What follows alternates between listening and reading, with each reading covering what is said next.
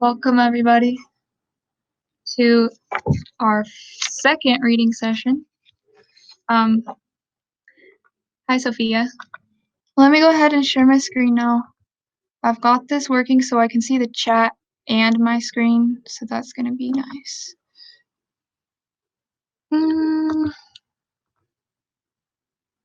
Alright. So can you guys see my screen at this point? Just let me know in the chat so that I can be sure that you're seeing it. What's up, Kishore? Alright, awesome. Julio. So hopefully you guys have your passages printed out so you can follow along. I'm not gonna really be like marking up on this that much because I don't know, it's hard to do. It's hard to mark it up when I'm on the screen. So, but if you don't have it printed out, then you can look at it and follow on the screen with me.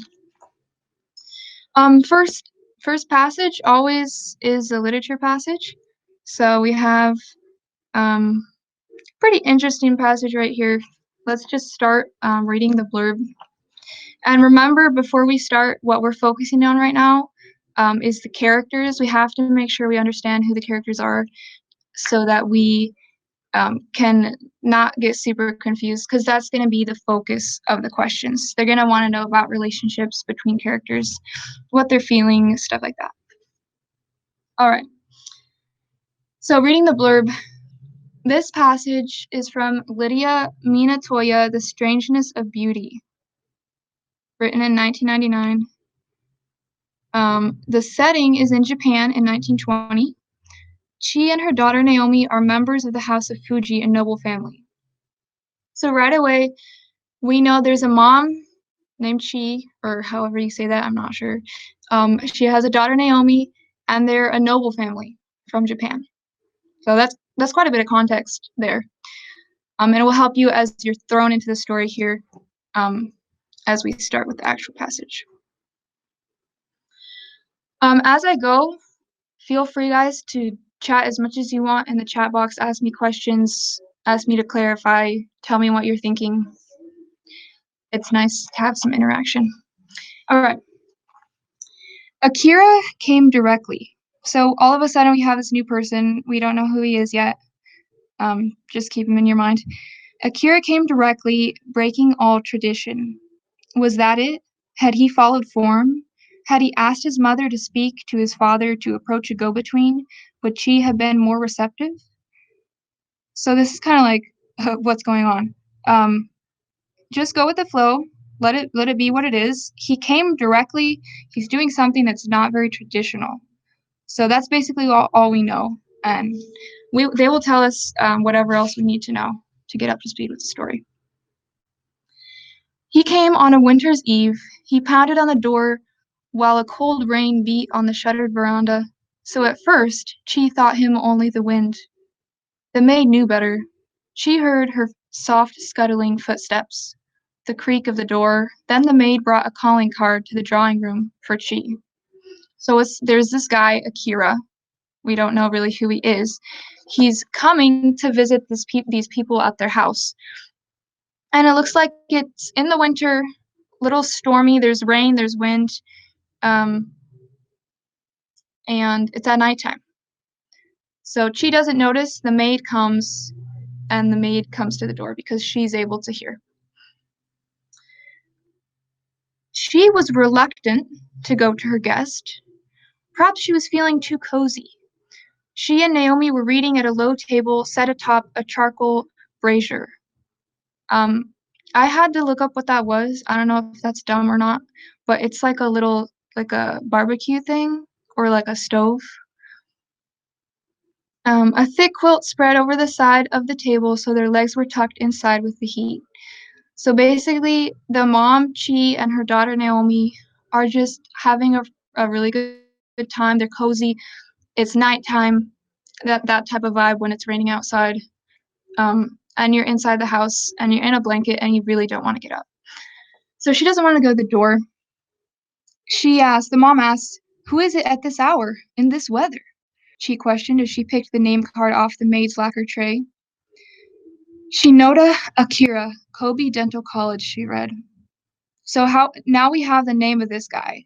Apparently he's from a dental school. And looks like we don't know yet if any of these people know who it is. Sorry, I just realized I'm not even scrolling on here. Ah,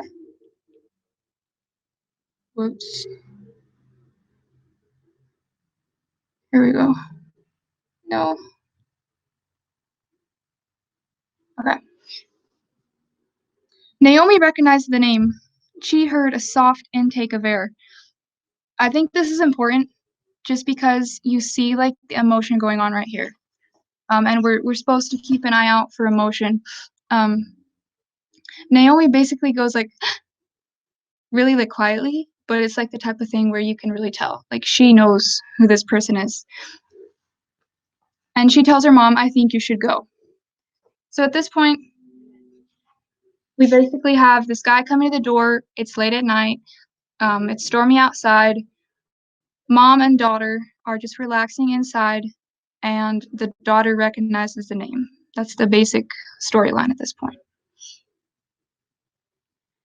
Akira was waiting in the entry. Let me go over here for you guys. He was in his early 20s. So here we have a description of this guy. We don't know if we're going to need it, but it's always good to pay attention. He was in his early 20s, slim and serious, wearing the black military-style uniform of a student. As he bowed, his hands hanging straight down, a black cap in one, a yellow oil paper umbrella in the other, she glanced beyond him. In the glistening surface of the courtyard's rain-drenched paving stones, she saw his reflection like a dark double.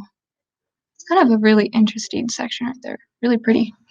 But we basically just get a kind of description of him and what he looks like as he is standing there at the door. So now he begins to talk. Now we figure out kind of what did he come here for. Madame, said Akira, forgive my disruption, but I come with a matter of urgency. His voice was soft, refined. He straightened and stole a deferential peek at her face. In the dim light, his eyes shone with sincerity. She felt herself starting to like him. Can you all just want to make sure you understand what deferential means? Do you want to you can type in the chat box.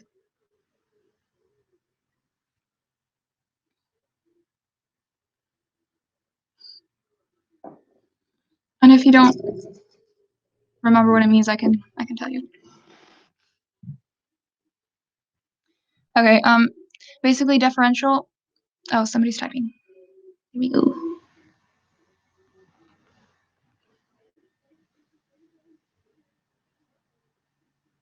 Well, maybe not. Deferential means like kind of respectful, kind of like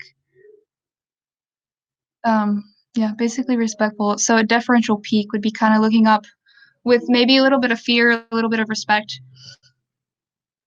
In the dim light, oh, I read that. In the dim light, his eyes shone with sincerity. She felt herself starting to like him. So he's coming in, asking her for forgiveness already because of how he's come. So we remember from the beginning, this is unusual what he's doing. That's really important. So he's come with a matter of urgency. And she sees that. She sees he's respectful, he's quiet, and he's really sincere about what he's doing. Come inside, get out of this nasty night. Surely your business can wait for a moment or two. I don't want to trouble you. Normally I would approach you more properly, but I've received word of a position. I have an opportunity to go to America as a dentist for Seattle's Japanese community. Congratulations, Chi said with amusement. That is an opportunity, I'm sure, but how am I involved? So he's just told her the reason. This is the reason that he came, in part. He's going to go to America, and she has no idea what that has to do with her. So she's just a little confused at this point. Even noting Naomi's breathless reaction to the name card, she had no idea. So she's really clueless, even though her daughter was obviously her daughter knew who this guy was. Um, and obviously, like, this seems to be a romantic type of thing because just how the daughter reacted. Akira's message, delivered like a formal speech, filled her with maternal amusement. You know how children speak so earnestly, so hurriedly, so endearingly about things that have no importance in an adult's mind? That's how she viewed him as a child. So again, at this point, we have an interaction between characters. So we have to just make sure we understand what's going on. She, the mother, is viewing Akira, this guy, as a child. She sees him as somebody who's very earnest with what he's talking about, kind of nervous about it. He really cares about it, but it's really something that's not of any importance. It's a very childish thing. That's how she looks at him. So just keep that in mind. It was how she viewed Naomi. So this is also the way that she views her daughter. Sadness. Yeah, it will be posted on YouTube later this week, probably. Next week, because it's Friday. But yeah, so you can watch it after. Yeah, no worries. Have fun at the party. Alrighty. Okay. It was how she viewed Naomi. Even though Naomi was 18 and training endlessly in the arts needed to make a good marriage, she had made no effort to find her husband. So now we kind of see what's going on here a little more, even if you probably guessed it from the beginning. But she hadn't found her daughter a husband. She didn't really think that she even counted yet as a woman. She kind of thought of her still as a child. So this is all information as to what the mother is feeling. She views both of them as childish. Welcome, Ria. We're doing the first passage from reading test 1. Yeah, we're doing the literature passage from the first college board test. And I'm just reading through it and talking through it, and then you guys will do the questions. Okay, now we have Akira responding. Let's see what she said last. Oh, she just asked him how she was involved. So now he's about to say, this is like the big reason that he came. So he speaks. Depending on your response, I may stay in Japan. I've come to ask for Naomi's hand. So this is his big reason. Now we finally come to realize what's going on here, though you probably guessed it already. But he wants to marry Naomi. So Akira wants to marry Naomi, and she is the mom. And he's asking through the mom, which is unusual. He's coming in an unusual way. Suddenly, now we see her response to this, her reaction. Suddenly, she felt the dampness of the night. So whatever that means, it's not super positive. It seems a little negative to me. She asked, does Naomi know anything of your ambitions? And now Kira responds, we have an understanding. Please don't judge my candidacy by the unseemliness of this proposal. I ask directly because the use of a go-between takes much time. Either method comes down to the same thing, a matter of parental approval. If you give your consent, I become Naomi's Yoshi. We'll live in the house of Fuji. Without your consent, I must go to America to secure a new home for my bride. So he's basically just asking in this little section for parental approval from Naomi's mom. And he's worried. He's saying, please don't judge my candidacy by the unseemliness of this proposal. He's worried that she's going to reject him because he came in an unusual way. And it tells, normally they would use a go-between, but it takes a lot of time, so he came and asked directly.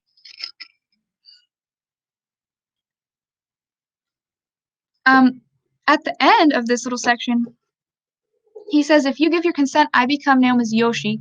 Let's look at what that means. A man who marries a woman of higher status and takes her family name. So it's kind of interesting. She is of higher status than him. So that kind of adds an interesting little dynamic there. Otherwise, we'll live in the house without your consent. I must go to America to secure a new home for my bride. It looks like he is determined to marry her either way, with consent, without consent. Kind of interesting. So, just to recap right now, this guy, Akira, has shown up at Chi, the mom, and Naomi's house. It's late at night, it's raining outside, and they're inside just relaxing by the fire. And Chi, the mom, comes to the door and talks with him. She kind of looks down on him. She likes him though. He's earnest, he's sincere, but she doesn't know why he's there. And then he tells her finally, I want to marry your daughter.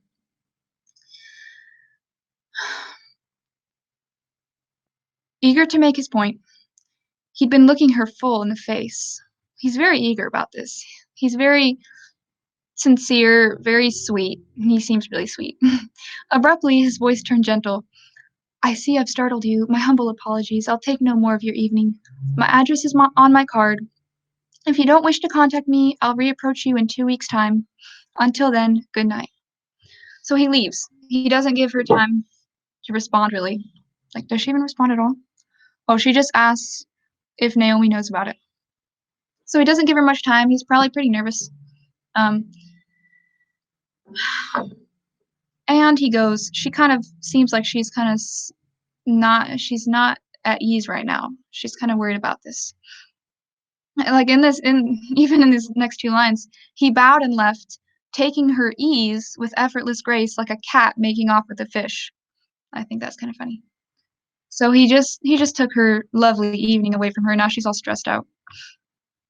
Mother, she heard Naomi's low voice. Oh, mother. She heard Naomi's low voice and turned from the door. He has asked you?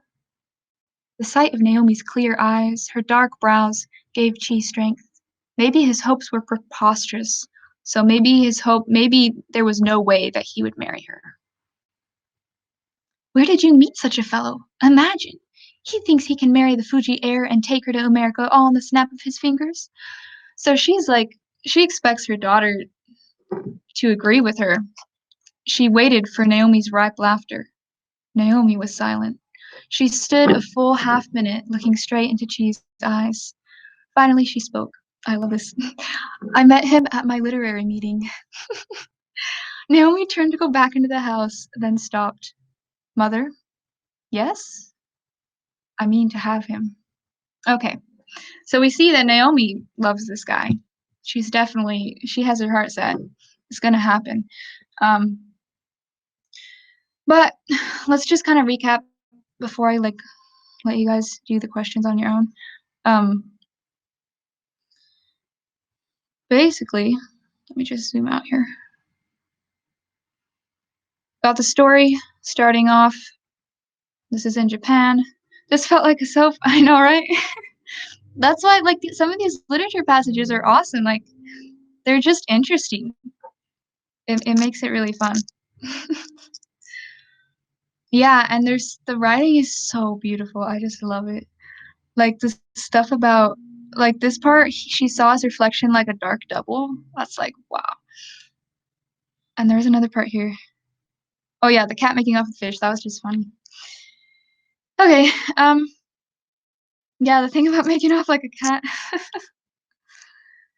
I want it, like, pretty much every single literature passage I read, I'm like, oh, I want to read the book that came from. Anyway, basically just have this guy coming in an unusual way to ask to marry a girl. And the mom is probably the person that you hear from the most besides Akira. At first, she doesn't really know who he is. She kind of likes him because he's so earnest. Then she kind of looks down on him in a motherly way. She thinks of him as a child, just because of how earnest and excited and probably nervous he is. And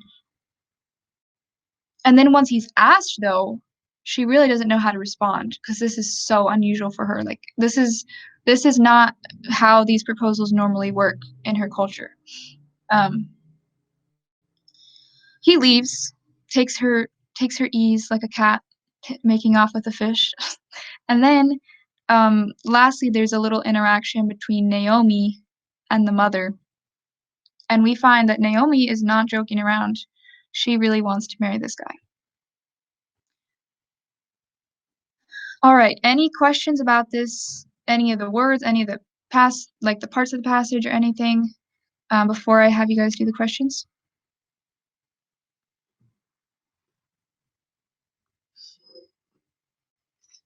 Yeah, it was enjoyable. This is a really good passage. If Sophia doesn't have any questions, then what I'm gonna do is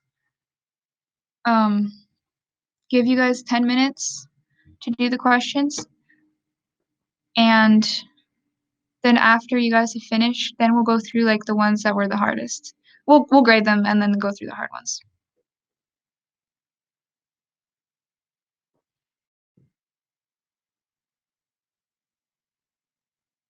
You did this already? When did you do it last?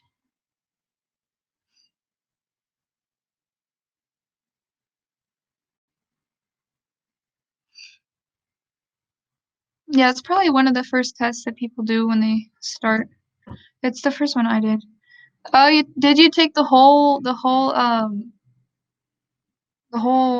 section, like the whole reading section? Oh man. So this is like review.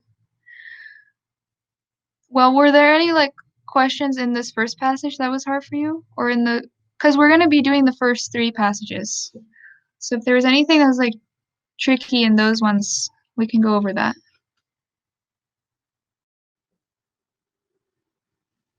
Okay. Yeah, that's good. So, if you guys are ready, just let me know when you are ready for me to start the timer, and I'll start it for you.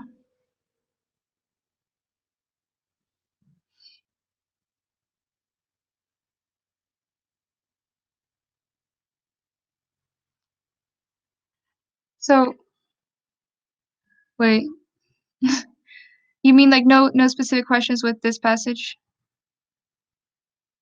Or like nothing specific anywhere? We'll look at it after you guys after you guys answer them. Okay. Are you ready, Ria?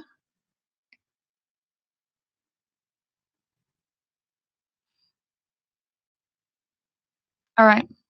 So, do you want me to like share a timer on the screen, or is it fine if I just do it from my phone? Because I can put it on the screen if you guys want.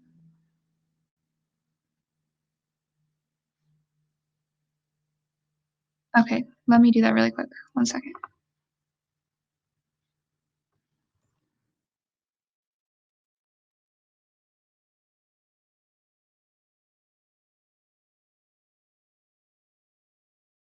Okay, so I'm going to quit sharing that and then start sharing again. All right, can you guys see this?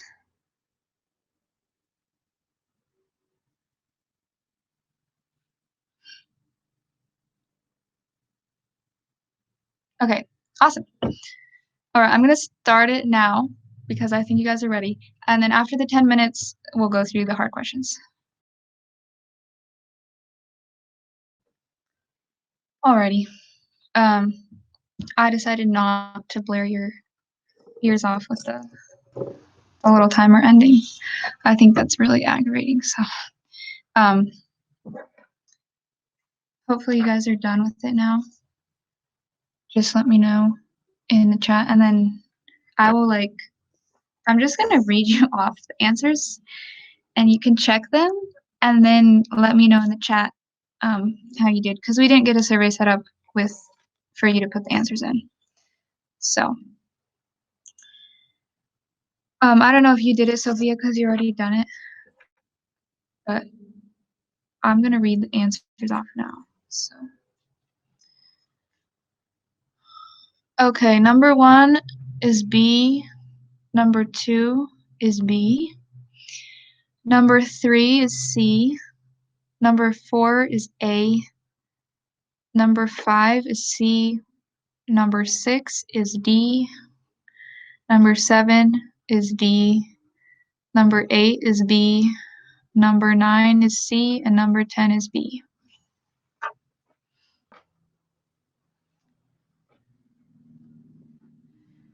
How'd you do? Or which ones would you like to go over? 2 wrong. A. Which ones did you get wrong?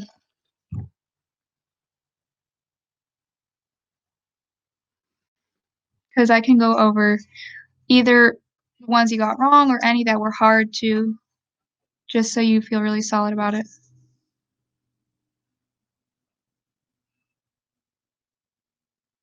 3 and 7? 2 and 7. Okay, so we'll do 2, 3, and 7. Number 2. Which choice best describes the developmental pattern of the passage? So the question wants to know kind of this is a big picture question because you have to kind of see the entire passage and understand what the basic pattern of the passage is. So, number 1A, a careful analysis of a traditional practice. The word I don't like in this question or in this answer choice is the word analysis. This was not an analysis, like, at all. This was a story. This was a narrative telling an event that happened.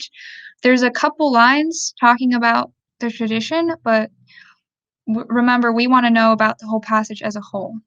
So I would cross out analysis. So one thing I like to do when I'm going through the answer choices is I'll cross out words that make the answer choice wrong. So I would cross out analysis and then probably just cross out A because I feel pretty sure it's wrong. B, a detailed depiction of a meaningful encounter. That one seems pretty good. There's a lot of details.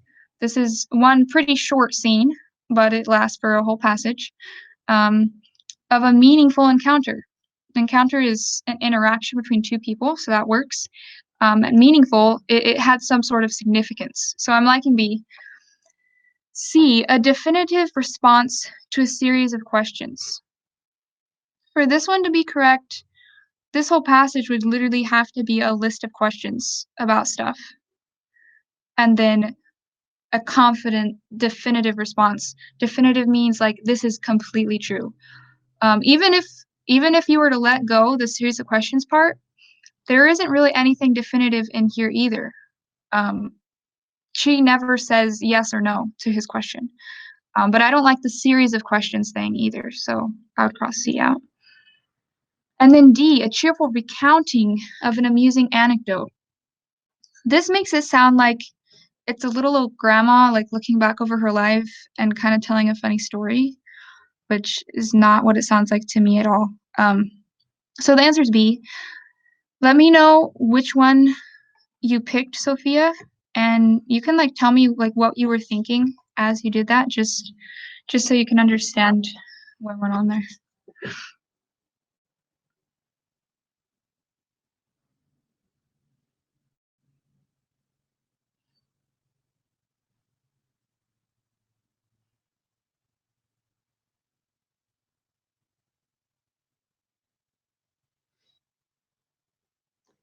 Picked A because I focus more on the tradition part.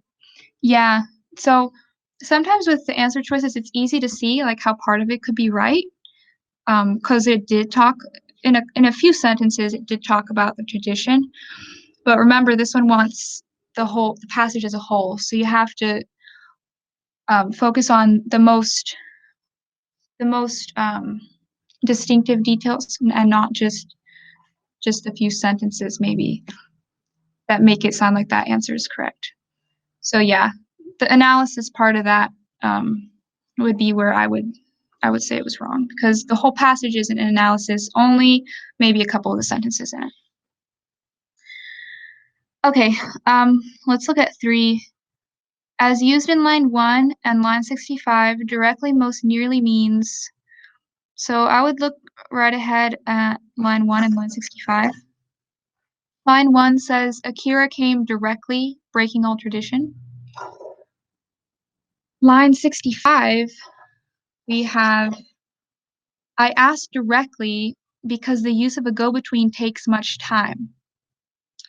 So when I'm looking at this, reading that whole sentence helps me because it talks right after it says directly, it talks about the use of a go-between. So it seems to be saying talking to a person directly without talking to another person first, using directly in that sense. So with that in mind, let's look at the choices. Yeah, you can go ahead and put in what you picked, just so I know as I talk about them. A, frankly, would mean he was asking openly and honestly. Okay, because of Akira's sincerity. So that is true. He was very sincere. So frankly could work with that. But the important part is looking at the context when they actually use the word directly. So even though he was sincere, and it mentioned that in other parts, it's important that the context around the word supports the answer choice you have. So if we look at B, confidently, I don't even know how directly could mean confidently. I guess, yeah, it doesn't make sense. C, without mediation. This one I like because if you look especially at line 65, it says, I asked directly because the use of a go-between takes much time.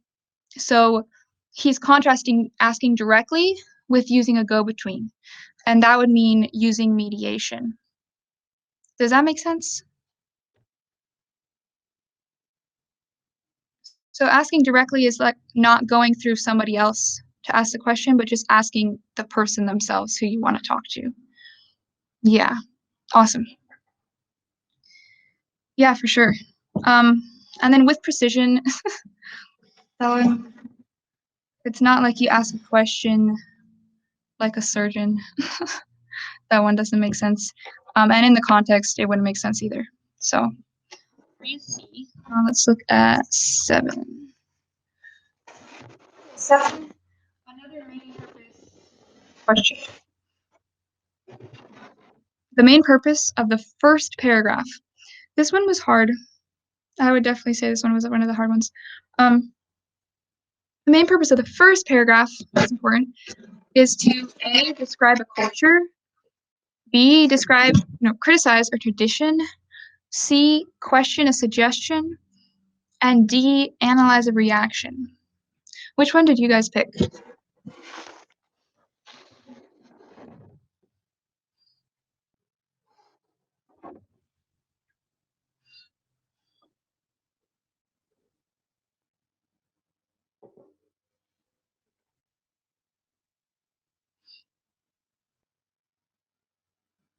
D, because there was a lot of focus on Chi's reaction.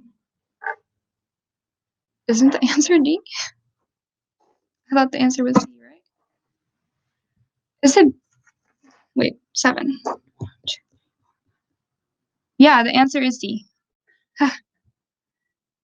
You picked C. I don't know why, to be honest. I crossed out A and B, though. Yeah, so you got it right. So you only got one wrong, Rhea.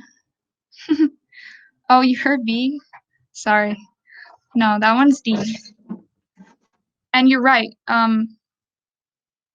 The first little paragraph was basically trying to figure out why Chi reacted the way she did. But let's just go through A through D, just so you know why we don't pick the other ones. The main purpose of the first paragraph is to describe a culture. This one is, it could be a little tricky because it does talk about the tradition. He broke the tradition. Had he followed form, had he asked his mother to speak to his father to approach a go-between, that's describing a little bit about the culture. But that's not the main purpose. The main purpose, it's asking this question.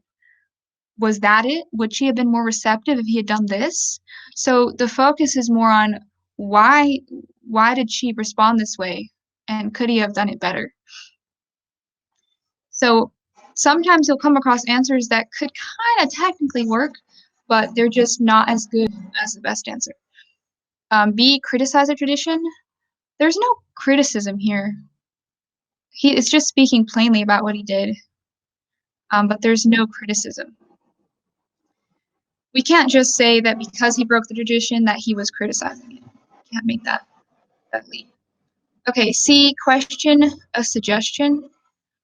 Does the first paragraph give us a suggestion and then like say, I'm not sure if that's true? That one just seems like a kind of confusing answer.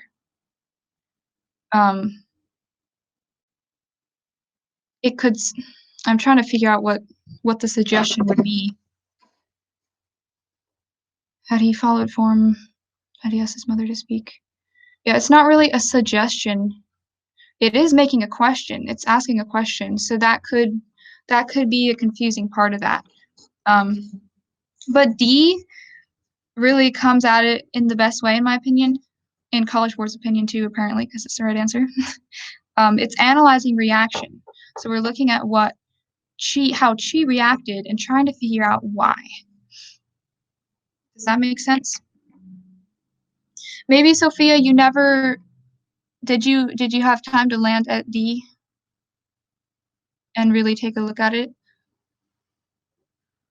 Or maybe tell me why you think why D did not look like the right answer to you. I have been told to choose the answer that checks off all boxes. Yeah, that makes sense. I think it does. Oh, I was just told I'm still sharing my timer. Let me fix that. I think I picked C because I saw a question and I was like, yes, question, suggestion. I was like, yeah. The question part is like, it's a little tricky because there are questions in that paragraph. But the suggestion part is iffy. It's kind of odd. And analyzing a reaction just really seems to get it really well. Analyze the intent of the answer and choose one that matched the most. Yeah, just the one that answers the question best. Pick the least bad answer is the basic idea. Okay, was there any other ones from that passage or from those questions that you wanted me to look over? Or is that good?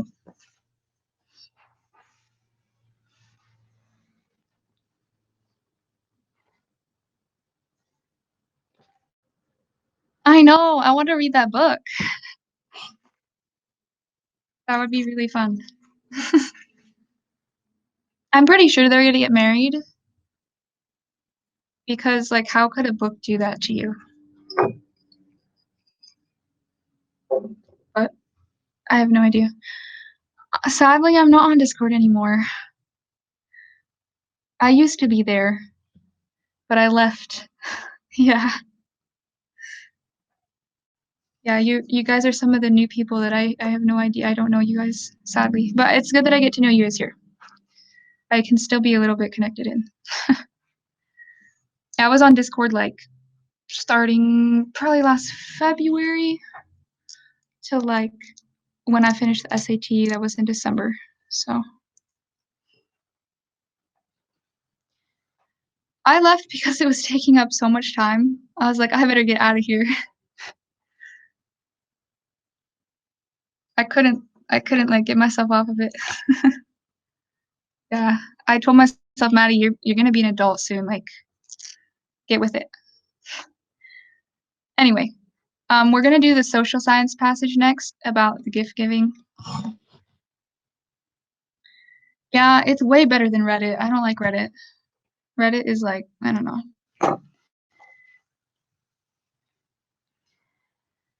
Okay. The social science are the hardest ones for you? Well, it's good that we're doing it then. They can be kinda interesting, honestly. I mean, all the passages can be interesting if you think about it the right way. I'm gonna start sharing my screen again. Sentence structure and language. That's interesting because I feel like the science, like the regular science would usually be harder. Um, it was probably harder for me than the social science, just because 'cause I'm not a science person. Oh. Yeah, you're way smarter than I am. I never did really much science or math because, yeah, math is like, ah. Okay, let's begin. Let's begin reading. Um, you guys can see it, hopefully, on the screen. Yeah, that's very true. I'm the reading intelligent person. I'm like the English person. But math is like my brain does not make sense. Okay. Reading the blurb, this passage, and you guys can like talk or whatever, ask questions while I'm reading too, if you have a sudden thought or anything. This passage is adapted from Francis J. Flynn and Gabrielle S. Adams. Money Can't Buy Love. Asymmetric Beliefs About Gift Price and Feelings of Appreciation. Interesting. So it's going to be about gifts and it's going to be about love and it's going to be about money. This sounds crazy. Okay. So, Money Can't Buy Love sounds like kind of like their thesis. And often you'll find the title that they give you is basically their thesis. So that's kind of helpful. Yeah, why is this all sounded like soap opera? The next one won't. The next one's about DNA, and I don't know how that could get anywhere near that. So we'll get back to reality when the DNA one hits. Okay. First paragraph. Every day, millions of shoppers hit the stores in full force, both online and on foot, searching frantically for the perfect gift. Last year, Americans spent over $30 billion at retail stores in the month of December alone. Aside from purchasing holiday gifts, most people regularly buy presents for other occasions throughout the year, including weddings, birthdays, anniversaries, graduations, and baby showers. This frequent experience of gift giving can engender ambivalent feelings in gift givers. So far, people shop a lot. That's basically all they're saying. They shop for all these different stuff, spend a ton of money. Now, they're saying gift giving can engender ambivalent feelings in gift givers. Ambivalent means conflicted. So they're going to be feeling two feelings that kind of are in contradiction to each other. Many relish the opportunity to buy presents because gift giving offers a powerful means to build stronger bonds with one's closest peers. At the same time, many dread the thought of buying gifts. They worry that their purchases will disappoint rather than delight the intended recipients. So they're loving buying gifts because they want to show their friends that they love them. But then they're worried about it too because they think, like, what if my friend doesn't like it? What if they think that, like, oh, why would they think I would like this? So it's kind of that conflicted feeling thing. Lots of people buy gifts. They have conflicted feelings about it. That's what we've had so far. Okay, anthropologists describe gift giving as a positive social process, serving various political, religious, and psychological functions. Anthropologists think it's great. Economists, however, offer a less favorable view. So these people think differently. According to Waldvogel, gift giving represents an objective waste. He thinks this is just a waste. Oh wow, what happened there? I don't know what happened there. Let's erase that.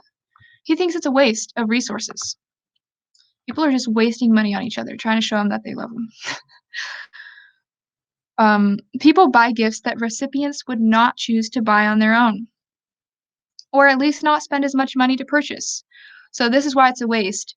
People buy stuff that the people they give them to actually would not buy if they were going to buy something.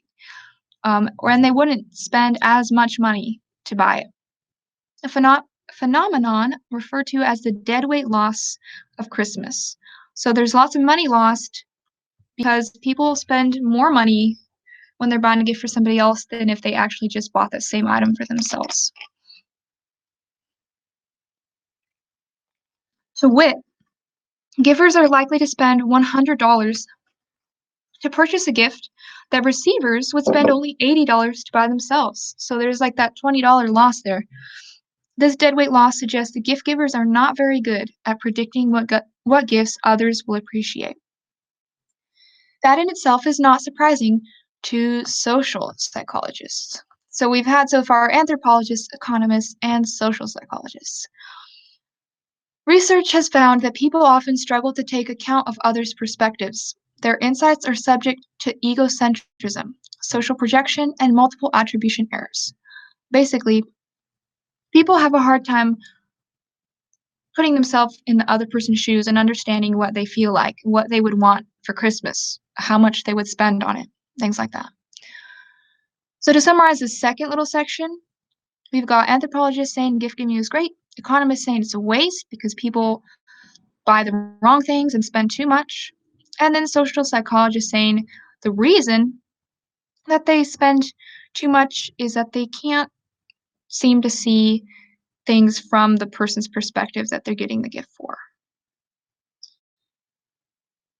Okay, what is surprising? Line 35. What is surprising is that gift givers have considerable experience acting as both gift givers and gift recipients, but nevertheless tend to overspend each time they set out to purchase a meaningful gift. So it's not like everybody is just a gift giver their whole life or a gift receiver. People do both of them all the time. They still have trouble figuring out what gift to give. In the present research, we propose a unique psychological explanation for this overspending problem. So here is important because they're about to give us their proposed explanation. So this does not mean they are completely sure about it. This is just the explanation they're suggesting.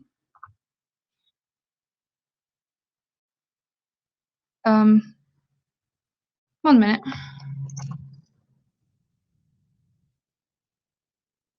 My God was telling me that he could not hear, so I'm not sure.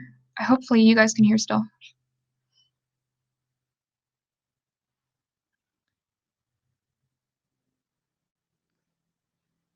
Okay, that's fine. That's fine then. Okay, let's go up to the next section. Whoops. So that I'm just going to reread starting at 39. In the present research, we propose a unique psychological explanation for this overspending problem, i.e., that gift givers equate how much they spend with how much the recipients will appreciate the gift. So this is important. They think if they spend more money, that the person they give it to will appreciate it more. Which, well, let's find out what people say about it. The more expensive the gift, the stronger a gift recipient's feelings of appreciation. So that's what they suppose when they're buying gifts. If I spend $100 on this person, they're gonna love it more and they're gonna know I care for them more than if I had spent only $50. Although a link between gift price and feelings of appreciation might seem intuitive to gift givers, such an assumption may be unfounded. So they're not saying it is definitely unfounded, they're saying it might be unfounded. And let's see why. Indeed, we propose that gift givers will be less inclined to base their feelings of appreciation on the magnitude of a gift than givers assume. So they're saying, we don't really think people value gifts based on the price when they receive them. We don't really think that that's such a big deal for them. Though when people are buying gifts, they think that's the biggest thing. They got to spend a lot of money so that people know they care. Why do gift givers assume that gift price is closely linked to gift recipients' feelings of appreciation? So they're asking a question. We want an explanation for this. Doesn't make sense, right? Perhaps, remember, it's really important to realize this whole passage is really just talking in the perhaps. They're not saying that these things are necessarily like absolutely true. They're just suggesting, perhaps, maybe, possibly. Perhaps gift givers believe that bigger, i.e., more expensive gifts convey stronger signals of thoughtfulness and consideration. So the same thing again. The more the money, the more money, the stronger the signal of thoughtfulness is sent. That's what these people might be thinking. According to Kammerer, a scientist or whatever, and others, gift giving represents a symbolic ritual whereby gift givers attempt to signal their positive attitudes toward the intended recipient and their willingness to invest resources in a future relationship. So he's saying this is a way for people to say, I like you, and I want to keep being friends with you. I care about you. In this sense, gift givers may be motivated to spend more money on a gift in order to send a stronger signal to the intended recipient. As for gift recipients, they may not construe smaller and larger gifts as representing smaller and larger signals of thoughtfulness and consideration. So they don't really think this way. As much as gift givers think they do, they really don't. The notion of gift givers and gift recipients being unable to account for the other party's perspective seems puzzling because people slip in and out of these roles every day, and in some cases, multiple times in the course of the same day. So people are gift givers and gift receivers every single day. Well, not every single day. Come on, we don't do that all the time. But they go back and forth between the roles. Yet, despite the extensive experience that people have as both gift givers and receivers, they often struggle to transfer information gained from one role, e.g. as a giver, and apply it to another, complementary role, e.g. as a receiver. In theoretical terms, people fail to utilize information about their own preferences and experiences in order to produce more efficient outcomes in their exchange relations. That sounds confusing. Happily, they just give us another sentence. In practical terms, this is going to basically say the same thing in simpler words. People spend hundreds of dollars each year on gifts, but somehow never learn to calibrate their gift expenditures according to personal insight. So they never realize that when they receive gifts, they don't mind how much the person spent. So when they give gifts, they shouldn't mind how much they spend. That doesn't really make sense to them. Okay. I'm just going to kind of go over very basically. If I was doing this in my head, I would tell myself, okay, basic idea is that people spend too much money on gifts. They shop a lot, spend too much money on gifts, and they think that the more money they spend, the more the person will appreciate it. But in fact, the idea is that people probably actually don't think that way when they're receiving gifts. They probably don't mind. And you actually see that if you look at, let's try to find the, yeah, here's the little graph. Yeah, it's a super interesting study. I'm so happy that the SAT actually, like, in my opinion, they give interesting passages. And that really helps if you're interested in it when you're reading it, so that you do better if you're interested. Let's just look at the little graph right here. It's pretty interesting because here we have the giver, how much they think the gift will be appreciated. If it's less expensive, they put it at like 5.5. More expensive, they put it at over 6. And if you look at the receiver, they actually appreciate the gift, the less expensive gift, a lot more than the giver thought they would. And they appreciate the more expensive gift less. So that's really crazy. They even appreciate the less expensive gift overall more than the more expensive gift. So that's pretty fascinating. And that's honestly nice to realize, oh, I don't have to spend like a gazillion dollars to show my friend that I care about them. Okay. Any questions about what went on in that passage before we do the questions for real? Good. So it made sense, hopefully. That one was kind of fun. If that is good, then I will put up the timer again. I'll stop screen sharing this and go back to the timer. Okay, hopefully you can see that now. And I will start whenever you guys are ready. Alrighty. You're back. How did it go? How'd y'all feel about it?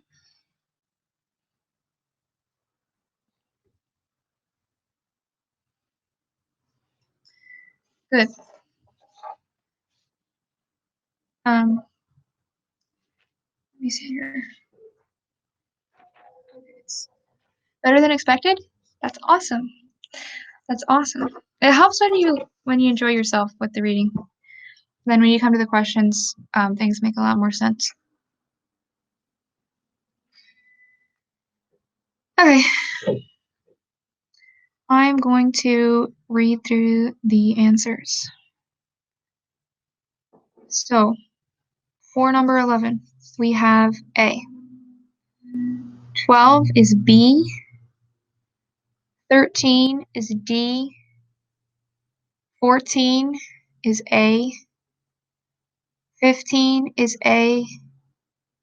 16 is C. 17 is C. 18 is D. 19 is A. 20 is B. And 21 is A.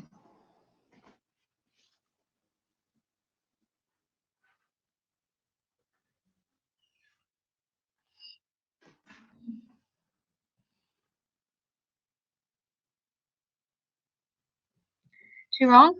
A. That's not bad. That's not bad at all. Which ones did you get wrong?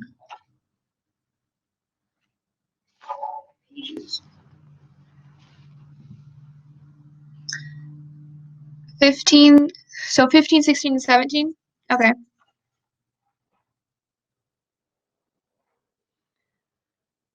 Predictable. Okay.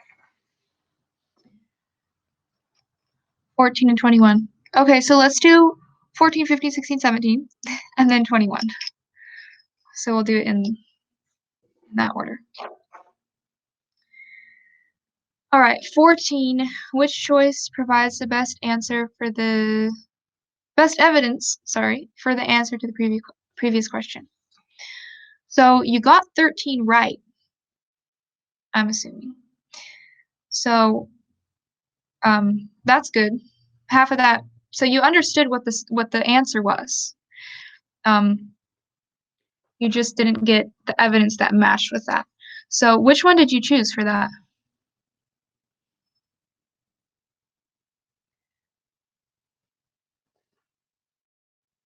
C? Lines 31 to 32. Oh man. Here it is. Research and perspective. Research has found that people often struggle to take account of others' perspectives. Okay, so how did you feel that connected in? Oh, D? Oh, okay. That makes a lot more sense that you picked D. C, yeah, C is definitely wrong. I did find D to be kind of tricky, like basically just so confusing that I didn't know what to do with it. It's okay. Let's look at, well, let's do D first. Let's just look at D. 44 to 47, although unfounded. Although a link between gift price and feelings of appreciation might seem intuitive to gift givers, such an assumption may be unfounded. Why am I suddenly confused? I thought that was, okay, anyway. I'm reading the right lines, right? Yeah. Although a link between gift price, sometimes that happens during the test and you're like, what am I doing? Although a link between gift price and feelings of appreciation might seem intuitive to gift givers, such an assumption may be unfounded. So this is talking about, even though people might think that if you give more, the people will care more, that the people will know that you care more, then even though they think that, that might not be true. Is this saying that the reason people give gifts is to strengthen relationships? Because that's what we want it, that's what it needs to say. It needs to say that these people give gifts. They like to give gifts. They think it's valuable because they feel like it's going to strengthen a relationship with somebody. This little section just seems to be explaining that even though people think the more money they spend, um, will mean that they care more, it might not be true. So it's not necessarily talking about why they give gifts in the first place, it's more talking about, how much money they spend and why they do that and how it might not actually be founded. Does that make sense? It doesn't really give a reason for why they value it. It gives just more information about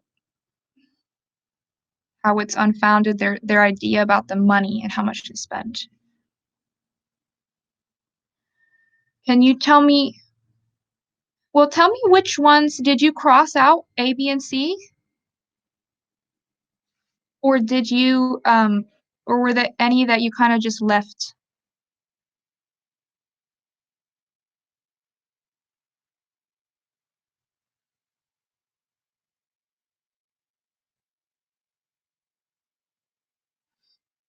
'Cause that could help us understand.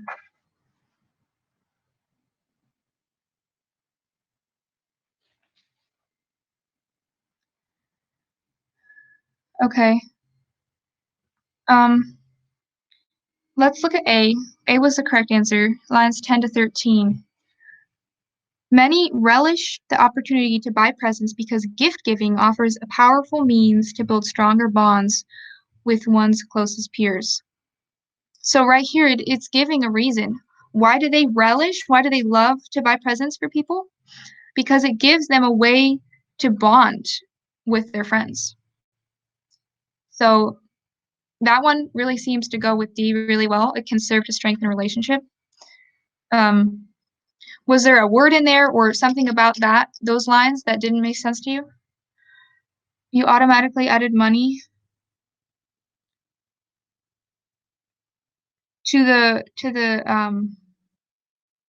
to like the sentence? I'm confused. Okay. Yeah, sometimes your brain adds words and mixes you up. Um, yeah, so this is just talking about why they buy presents. So, do you want me to go through B and C, or was that fine? Okay. All right, let's do 15. The social psychologist mentioned in paragraph 2, lines 17 to 34, would likely describe the deadweight loss phenomenon as A, predictable, which would mean it's likely to happen. B, questionable, something they might not agree with. C, disturbing. They're like, "Oh, that's just horrible."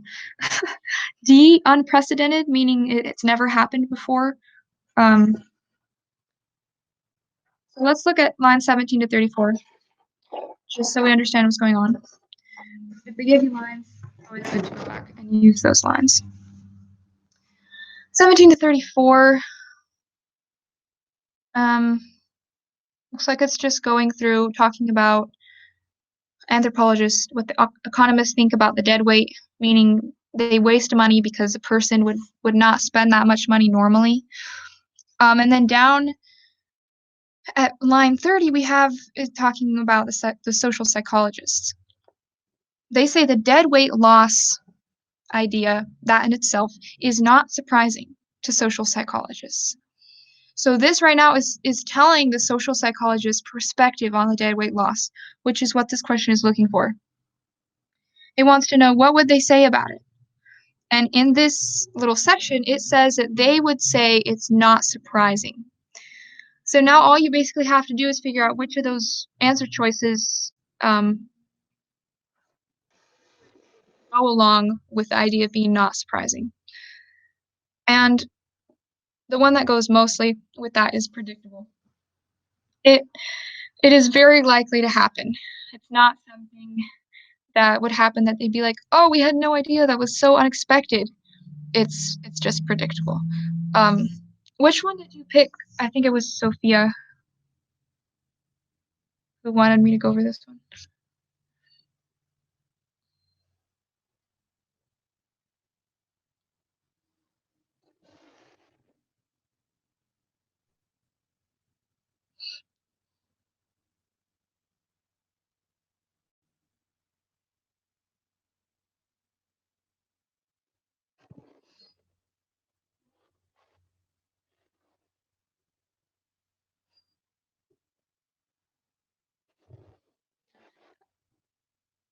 You chose B, questionable.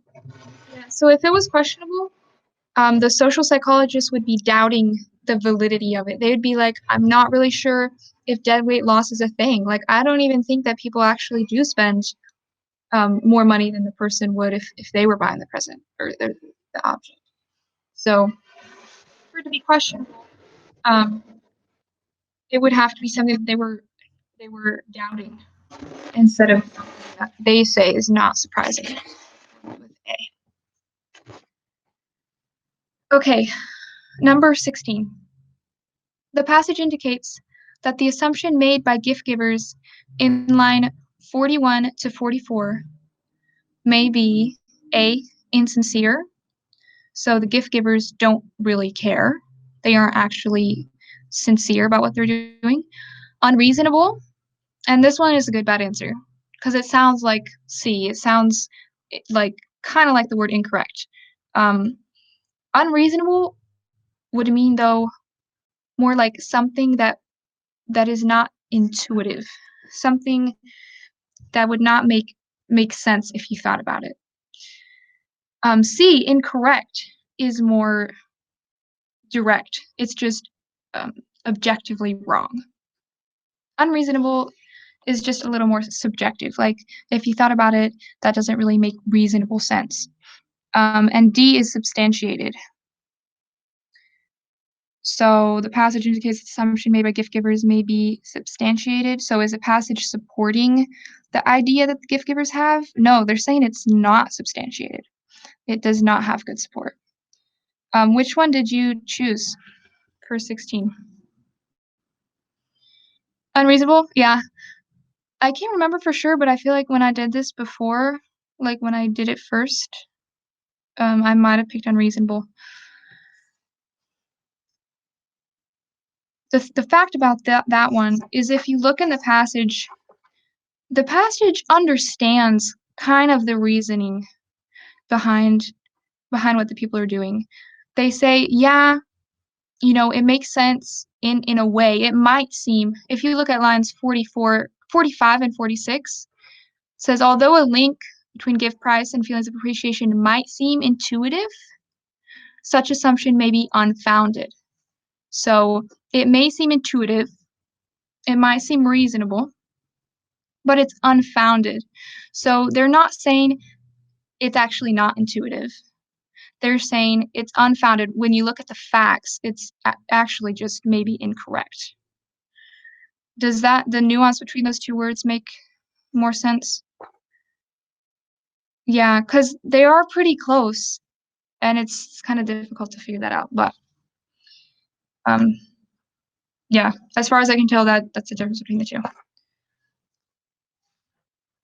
Okay. 17.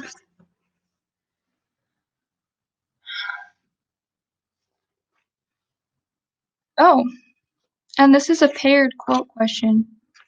Yay. 17 is going to be the evidence for the answer to the previous question. Yeah, sometimes I feel like it's easy to forget about what the question is asking and just look at the answer choices. Um, but it really helps if you're feeling confused with what's going on in the answer choices. I'll often look back at the question, and yes, I love paired questions. I'll often look back at the paired question and paired question. Not my mind is on that now. I'll look back at the actual question, and then sometimes there'll be a word there that will like help me understand more what it was actually trying to say.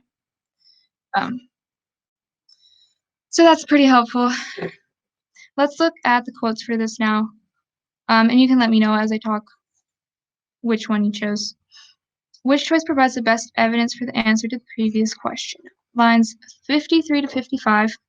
So remember, we want to know what the passage is saying about the gift giver's assumption. What is the passage's opinion about this idea that the more you spend, the more they will appreciate it?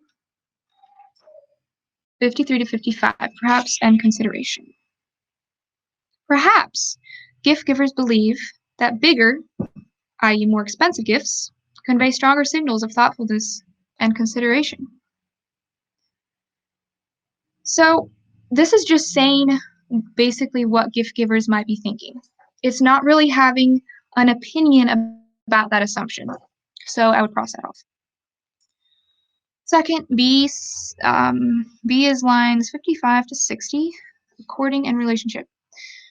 According to Kammerer and others, gift giving represents a symbolic ritual whereby gift givers attempt to signal their positive attitudes toward the intended recipient and the willingness to invest resources in a future relationship. Again, this is just giving an explanation about what these gift givers, about what's behind what these gift givers are thinking. So again, it's not really giving an opinion about it. Lines 63 to 65. As and consideration. As for gift recipients, they may not construe smaller and larger gifts as representing smaller and larger signals of thoughtfulness and consideration.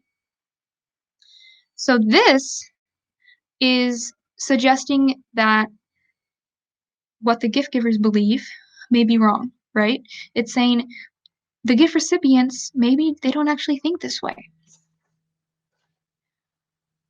So in that sense, this one seems to be saying they might be incorrect in what they're saying. So that one seems to go with our answer for 16. Let's just look at D, just in case. 75 to 78. In theoretical terms, people fail to utilize information about their own preferences and experiences in order to produce more efficient outcomes in their exchange relations. So people don't take the information that they know about themselves and use it to actually give the person they're giving something to something that they will like.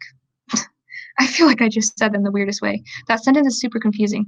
And sometimes that can be like a reason why you pick it if it seems confusing. 1 minute. I need to answer.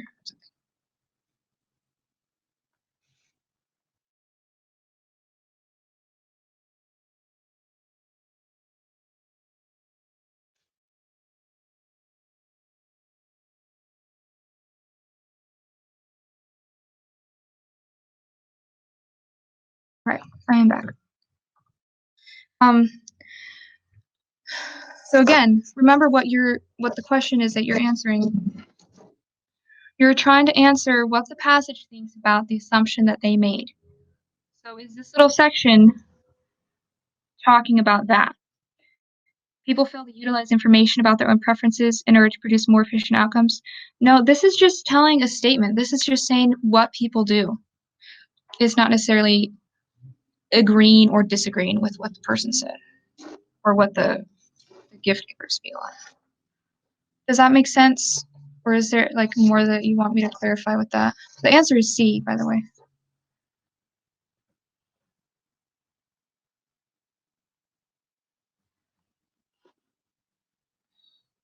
Awesome. Julio, was the last one 21 that you wanted me to look at?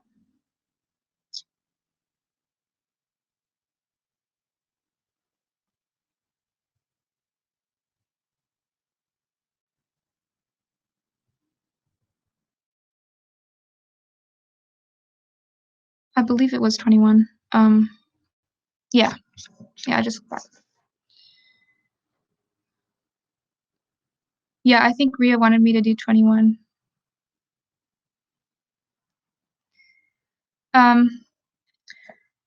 Authors would likely attribute the differences in gift giver and recipient mean appreciation, as represented in the graph, to. So that question may seem a little confusing. Basically, it's asking, the authors would say that this difference in mean appreciation is because of what? Why is there this difference? The authors would say it's because of this. Is it because the gift giver and recipient, they have an inability to shift perspective? Is it because of an increasing materialistic culture? Is it because of growing opposition to gift giving, or is it a misunderstanding of intentions? I'm assuming you picked D.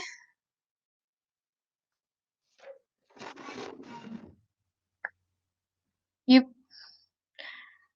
A is the right answer. Maybe you just wanted me to explain it? 'Cause A is right. Maybe I said it wrong.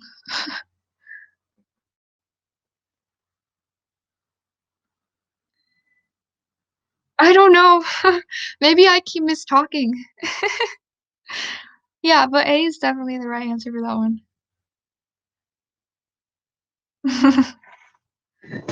Yeah, no. You're good. So you only got 1 wrong. Okay. Yay, that's awesome. Okay, we were gonna do 3 passages, but it's been already, like, an hour and 45 minutes. I don't wanna keep you guys forever. So, I think we'll just stop with 2 for today. We'll get to the Oh, good, I'm so glad. That makes me happy. It's fun for me to break it down. I like processing it. Um, yeah, but we'll get to the DNA one next time. That'll be really fun. I literally when I was, like, getting ready for it, I had to look up how to pronounce stuff in that because I was like, "I don't wanna, like, mutilate this stuff in front of people who do AP Bio."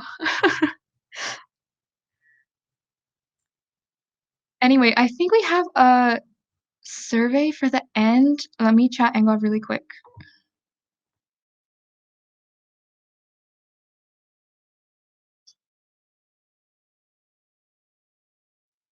Yeah, that's true. Like the root Latin and Greek stuff,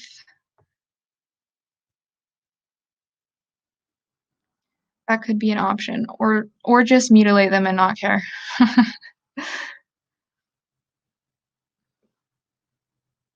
So, I'm gonna have Engad put up the survey, and then we'll finish off after that's done. I should know how to put it up myself, but I don't. You guys have any other questions about anything SAT related?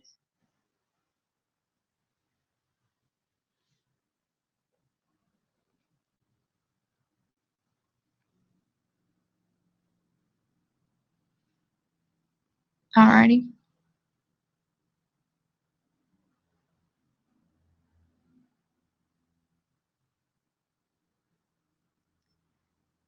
Cool.